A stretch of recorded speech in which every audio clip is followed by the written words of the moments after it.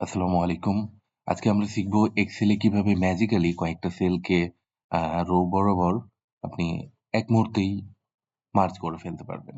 আমরা সাধারণত কয়েকটা সেলকে মার্জ করতে গেলে আমরা যেটা করি, সেটা হচ্ছে সেলগুলো আমরা সিলেক্ট করি। যদি আমরা রো বরাবর মার্জ করতে চাই, তাহলে রো বরাবর সেলগুলোকে সিলেক্ট করি। দেন আমরা মার্জে ক্লিক করে মার্জ করে দেই। এক্ষেত্রে দেখা যায় একটা করলাম। আমরা যখন একের অধিক করতে চাই, সেক্ষেত্রে আমরা করি কি? সেক্ষেত্রেও সেইম ভাবে আমরা রো বরাবর সিলেক্ট করি। আগে আমরা প্রত্যেকটা সেলগুলোকে সিলেক্ট করার পরে দেন আমরা মার্জ থেকে গিয়ে মার্জ করে দেই। এটা অনেক সময় সাপেক্ষ ব্যাপার। কিন্তু আজকে আপনাদেরকে শেখাবো একদম ইজি একটা ওয়ে যে আপনারা এক মুহূর্তেই সবগুলোকে মার্জ করে ফেলতে পারবেন।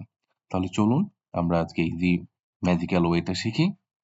সেক্ষেত্রে ধরুন আপনি এই রো বরাবর আপনারা হচ্ছে সবগুলো হচ্ছে মার্জ করবেন।